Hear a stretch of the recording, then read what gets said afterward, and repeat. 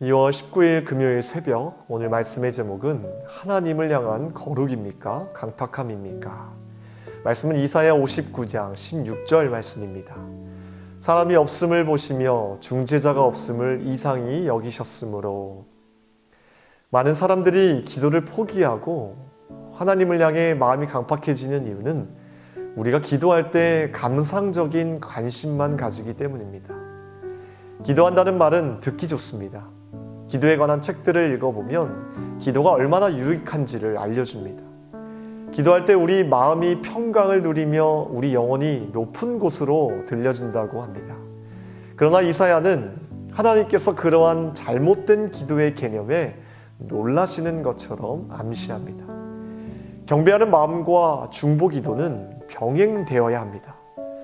둘 중 하나가 없으면 불가능합니다. 중보 기도는 우리 자신을 붙들어 기도의 대상을 향한 그리스도의 마음을 취하는 것입니다.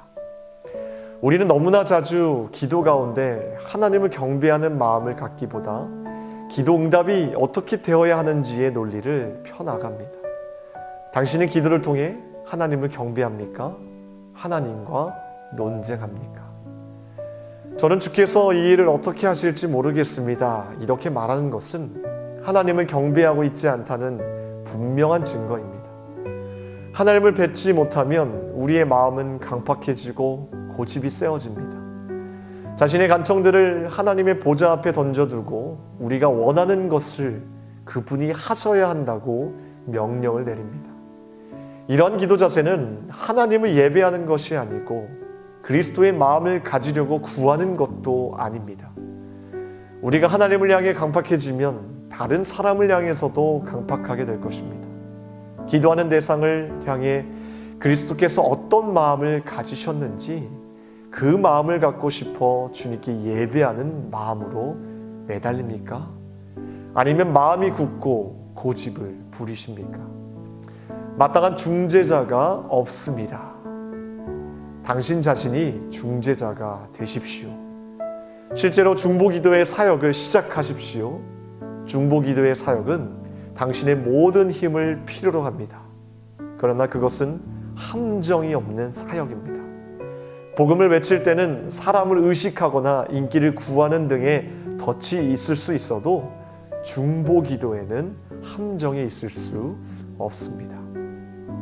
오늘 오스왈드 챔버스는 우리의 기도가 실패할 수밖에 없는 이유에 대해 이렇게 말합니다. 기도를 통해 뭔가를 당장 얻고자 하는 우리들의 강팍한 마음 때문이라고 말입니다. 우리는 이러한 잘못된 기도로부터 돌이켜야 합니다. 기도의 대상이신 하나님을 향한 경배의 마음이 없는 기도, 이 기도를 통해 내 마음과 생각을 하나님께 돌이키고자 하는 목적 없는 기도로 단지 육적인 것만을 구하는 알맹이 없는 기도로부터 우리는 벗어나야 합니다. 오늘 오스왈드 챔버스의 고백이 굉장히 탁월하다고 느껴지는 것은 우리들의 강팍한 기도로부터 벗어날 수 있는 방법까지도 제시하고 있다는 것입니다. 바로 중보기도 사역입니다. 중보기도의 사역을 지금 당장 시작하라고 말하고 있습니다. 왜냐하면 중보기도에는 실패가 없고 함정이 없기 때문입니다.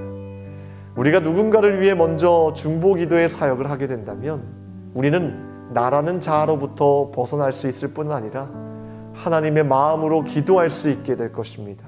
그 상태가 하나님 나라이고 천국인 줄 믿습니다.